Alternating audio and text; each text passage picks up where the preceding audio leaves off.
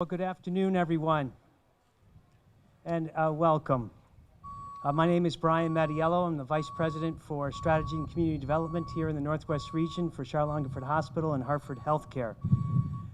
By all accounts, this has been a very unique year. It was once said that how one responds in times of great challenge is the truest measure of one's strength. To see these moments as moments for growth and to look at them as gifts to help us refocus on what is most important in life. As I look out here, I see people who are strong. I see a workforce that has grown. And I see that COVID has not just changed things, but changed us. Today we gather to reflect on this journey and to renew ourselves to all the tasks that lie ahead to get us to brighter days, which we all know are right around the corner.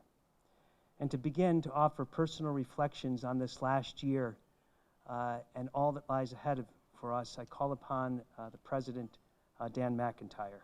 Dan?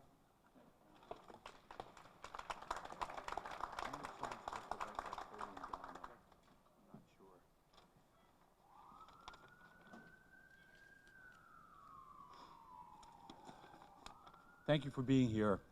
Can you hear me all right? All right. So my comments are not made to overlook the suffering and losses of the many, but really instead to recognize our staff. This is the unfathomable. 100 years ago, the 1918 pandemic, lasting 26 months, infected 500 million people worldwide, or at that time, 1/3 of the world's population. It claimed the lives of 50 million of those people across the globe in 4 waves of illness. Devastatingly, history just repeated itself a century later, and once again, we are faced with a tsunami of fear, uncertainty, anguish, and loss of life. In thinking and then perseverating about our staff's role during this life-altering point in all of history, I became increasingly overwhelmed, sorrowful, and joyous, realizing what our staff has accomplished, what they've had to endure in order to accomplish it. I honestly don't have the words that can adequately express how much respect and love and how much admiration and appreciation we have for our staff. They're compassionate, they've been courageous, and their sense of duty to our ill and injured is beyond reproach. They've chosen to set aside all of their own daily personal challenges, big or small, in order to take care of our patients and their families, and in order to make sure they had each other's backs. What a moment in history. Looking back now, the only words that I can say justifiably is that you, the members of our staff, have become, always were, but have become even more inspiring heroes that this community will never forget. So, my colleagues, I thank you for your personal sacrifices, which I know you've made, and for your great strength, which continues to be so inspiring. God bless. Thank you.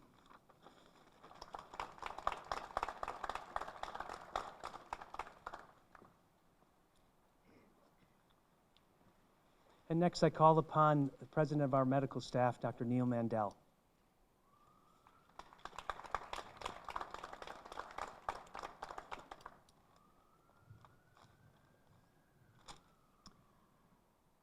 I'm going to echo a little bit of what Dan just said, but this is sort of a list here.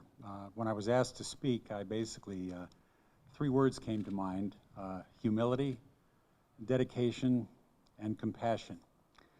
The Charlotte-Hungerford family pulled together through the darkest days of 2020, and along with our alliance with Hartford Healthcare, we are immeasurably proud of our frontline workers. including the emergency department and ICU docs, the PAs, the APRNs, nurses and techs, but I also include the other frontline personnel, including our surgeons and nurses, subspecialists and nurses, and notice how many times I'm saying nurses. The hospitalists, the floor nurses and techs, and my personal heroes, because I'm with the radiology department, and my x-ray techs and the nurses. I'm also including a shout out to our housekeeping staff, the food service and cafeteria staff. All of them have worked incredibly hard and kept up a strong front, often with a kind word and sometimes with a bit of humor. I want to send kudos to our administration for their dedication in shepherding us through this crisis. And I would be remiss if I didn't mention the often unseen rest of the staff, including our lab techs, the financial, security and maintenance staff, because we are all part of this Charlotte family. Now with the vaccine rollout, we're seeing perhaps, hopefully, a growing light at the end of the tunnel. But we're going to keep up this fight until we get back to some sense of normalcy, again, with humility, dedication, and compassion. Thank you.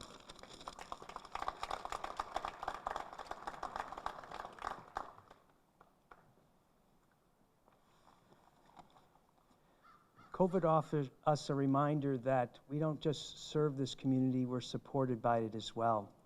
Today we have Mayor Eleanor Carbone here to represent to all of us what it was like seeing this place from the community's perspective. Mayor?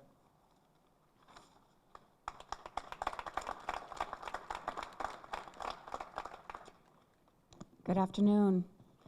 A year ago, I received a phone call from Brian informing me that we had our first COVID patient that had been admitted to Charlotte Hungerford Hospital. It was that moment that we dreaded. It was that moment that reminded me of all of the fears that we had as a community. You know, the fear of, do we have enough resources? Are there enough beds? Are there enough staff available? Is there enough equipment, ventilators, medicine? Do we have enough resources available to support the staff? Are we in the community recognizing where else these additional resources might be deployed? Looking at our police department, looking at our fire department, the ambulance service, the community members that just needed to be a part of this process, a part of the healing process. We went into this with great fear. I can't necessarily say that that fear has completely dissipated for us on the municipal side, but I can tell you that through this, I kept asking myself, what will I learn from this? What am I learning from this? I learned that this hospital, Charlotte Hungerford Hospital, Hartford Healthcare, our police department, our fire department, our ambulance corps, our nursing homes are incredibly strong, incredibly resilient. I'm incredibly proud to be a part of the community that restored health, that remembers that your success isn't just the restoration of health. Sometimes your success is just helping the family members who can't be with their loved ones as they're suffering and struggling and perhaps perishing to this virus. I'm proud, I'm grateful. I don't think there are enough words for me to express how thankful I am that all of you are a part of this community. Grateful for the partnership that we've had with the administration here. We just are so incredibly grateful. Thank you so much for all that you've done and continue to do.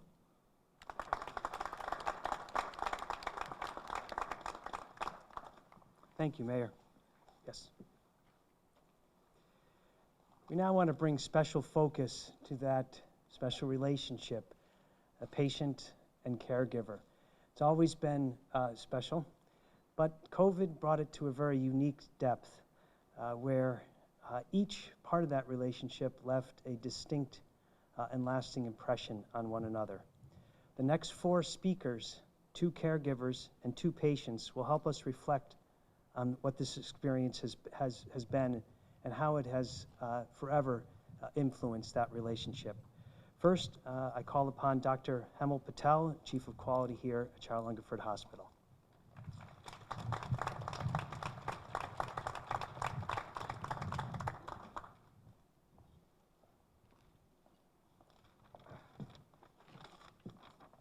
Hello, everyone.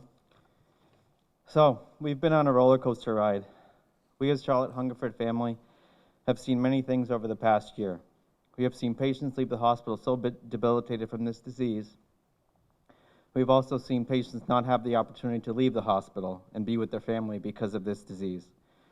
Holding our own phones and tablets up through see-through bags, so loved ones can say their final goodbyes to their family. We have been the last hands our patients have touched. We saw our own CHH family pushed to the limit and stretched thin, working countless days and nights, dedicating their lives every day for our patients. Working different and multiple job roles in the hospital during such a stressful time, just to help in any way we can. Days turned to weeks, which turned into months, and we showed tremendous perseverance during this difficult stretch of our lives. We have grown as healthcare providers, but more importantly, as people and as leaders. I wanted to thank our local community for the support that they gave during that tough time and continue to give us that support.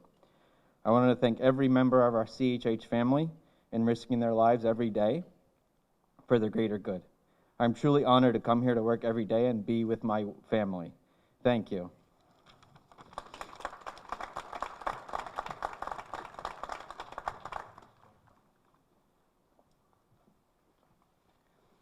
And next, I call upon Amy Bond, ICU critical care nurse, directly from the front lines.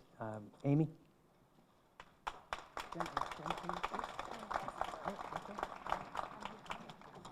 Hi, everybody. So I was asked to speak today from a nurse's perspective, working the front lines during COVID. A few things came to mind. First was in the very beginning, even before we had any COVID patients, there was a lot of anticipation, not knowing what to expect, the fear of the unknown. We were running on adrenaline, waiting for that first admission. And when we started getting COVID patients, we were racked with fear. We didn't know if we were going to get sick. Every time we walked into a room, we were afraid. We were hoping our PPE was working the way it was supposed to work. We were afraid that we were going to get sick, bring it home to our families and our loved ones. We were afraid each other were going to get sick as well. Along with fear, there was tremendous sadness every day. Seeing these patients come in so sick and just deteriorating so quickly before our eyes, and the things that we would normally do for critically ill patients weren't working with COVID patients. So there was a feeling of helplessness as well. We were sad because the patients couldn't have their loved ones with them. We were sad because family members had to make heart-wrenching decisions about the care of their loved one. And the saddest part, I think for me personally, was when inevitably a patient was going to pass, we had to hold the phone up to the patient's ear so their family could say their last goodbye. So that was the hardest part for me. If anything positive came out of it, we were shown tremendous support in the ICU. In the beginning, when surgeries were canceled, the OR staff, the PACU nurses, the OR nurses, they came over, they stepped up, they worked with us, they did whatever we asked them to do, and they never complained. Our techs and our respiratory therapists were amazing. Also, the hospitalists kind of spread their wings and came to the ICU to help the intensivists. I also have to give a shout out to our intensivists because they worked really long hours. They stayed overnight just to ensure that there was a doctor in the unit 24 hours a day to help support us. Our team in the ICU has always been wonderful. We have great teamwork, but this has really brought us closer. We still continue to support each other. We have each other's backs. We're always checking in on each other, and they're definitely my family. They're some of my best friends, and we couldn't have done it without each other. I also want to shout out to Teresa and Dr. Scalise, in the thick of it, they came through the unit almost every day to check on us, to make sure we were okay, to make sure we had everything we needed. So that really meant a lot to us. So we just wanted to thank you. And that's all I have to say. Thanks, everybody. Thank you.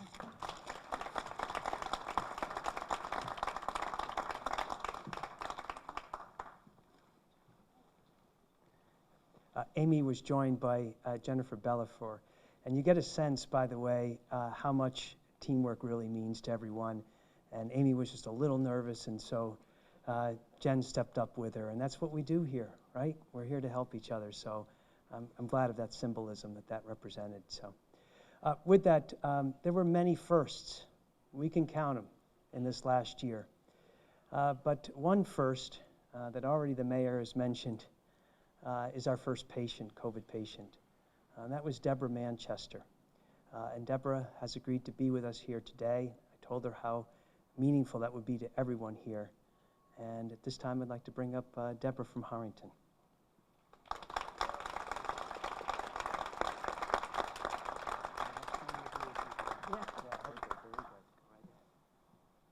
Hi, my name is Deborah Manchester.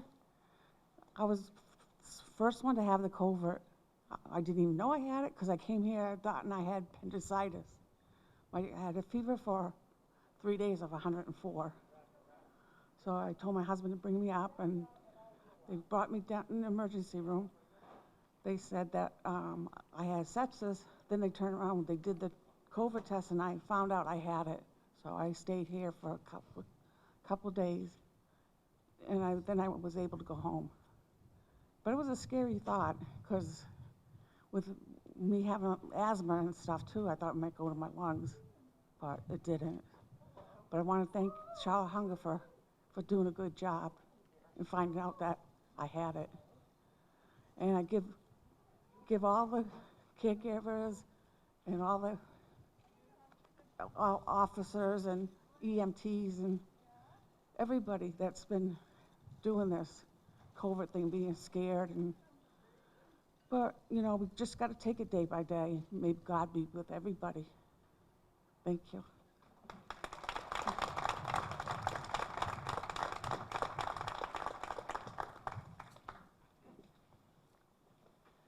So our first patient and our second patient reminded us, though, that it wasn't just the aged and frail, that COVID was indiscriminate.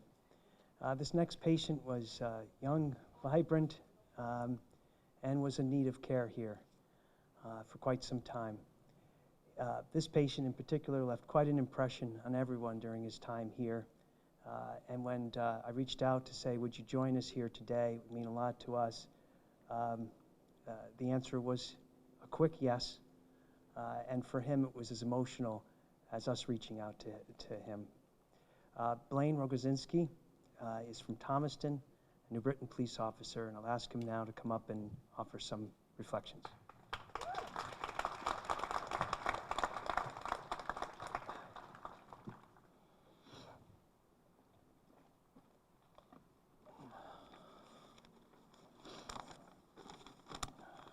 A little nervous asking my family to join me back here.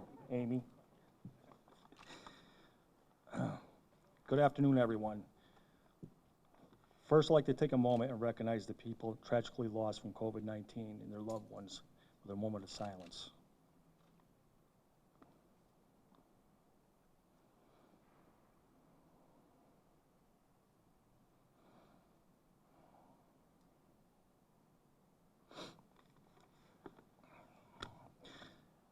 I'm honored I was asked to attend and share this moment with you. I would like to thank you all for help saving my life from the virus last year. I can't believe it's been a year already. I don't remember much from my stay here, but I don't think I want to. My wife, Renee, told me she was so impressed with the ICU doctors and nurses. You took the time speaking with her every day and never rushed her off the phone. That meant the world to her. The care you provided is second to none. Don't you forget it. I never thought I would be in a battle for my life, The Lord gave me a second chance in life, and I'm truly blessed. I would also like to thank my family, especially my brother Ron, my friends, my family in blue, the New Britain Police Department, and Chief Shute, and the command staff for being there for my family every day.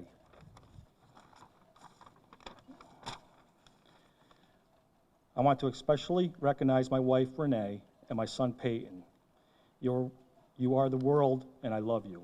I can't imagine what you were going through.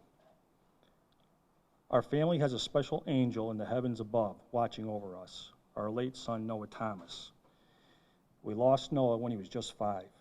I know Noah was alongside me during my battle, and Renee told me she grew strength through him. I truly believe in heavenly angels and earth angels. All of you, from the doctors, physical therapists, the techs, and last but not least, the nurses, are in my eyes, are all earth angels walking this earth. The care you provide is exceptional and from the heart. You're truly amazing, special people. You are all heroes. This pandemic has been extremely hard on everyone, but mostly all of you, the healthcare workers. You witnessed firsthand the heartbreak of losing someone from the virus and then attempt to comfort family members through video feed or phone calls. You also witnessed the miracles of recovery and the overwhelmingly joy of family members reunited. Again, we all thank you. Please take time for yourselves and your family. Remember, you can't get back time. Make the days count, don't count the days, and God bless you all. Thank you.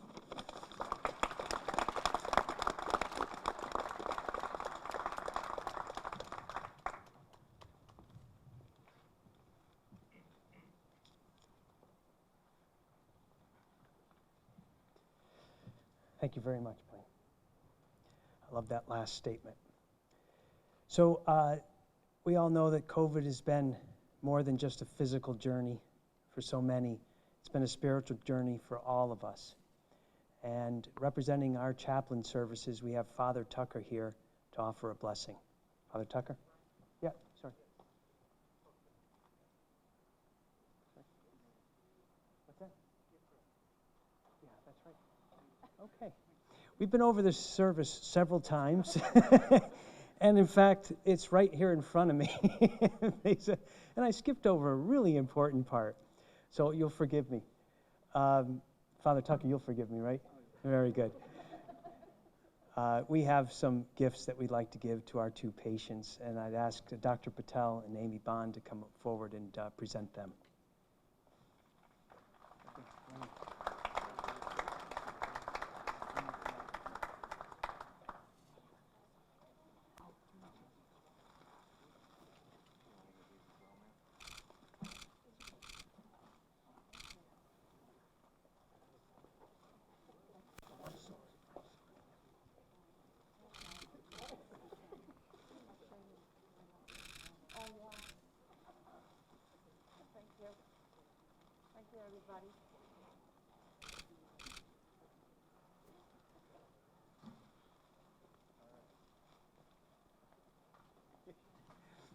As I was saying, please, Father Tucker, come on up.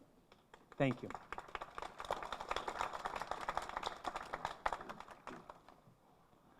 I'd like us just to think about this verse for a moment. Death leaves a heartache that nothing can heal. Love leaves memories that no one can steal. We have heard and pray for the families of those who died from this corona. We've also heard the love given by families, caregivers, and all here at this hospital. May this period of time help us to take, in these coming weeks, perhaps a few moments of letting good memories, and not just death, pain, separation, and sorrow control us, but rather to let our hearts grow in realizing that we have been a time when people came first. Lord, increase our faith, hope, and love for each other now and always, to grow and allow good memories to happen and to make us a people of hope. Bless and watch over us, Father, Son, and Holy Spirit. Amen.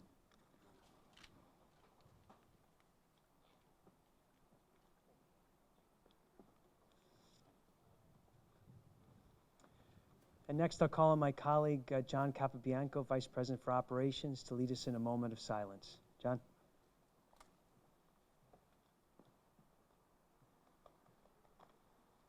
Good afternoon, everyone. The last year has been something we never thought we would ever experience. 457 individuals stayed overnight to be treated for COVID in our organization. So please join me in a moment of silence. I'd like to first honor those who helped treat those patients, who displayed immense courage, compassion, and caring each and every day. To our first responders and our community partners, we couldn't have done this without you. And of course, our CHH staff, tremendous individuals. Let's also remember all those who suffered the effects of COVID, and for those who lost their lives during this past year. Please now take a moment of silence.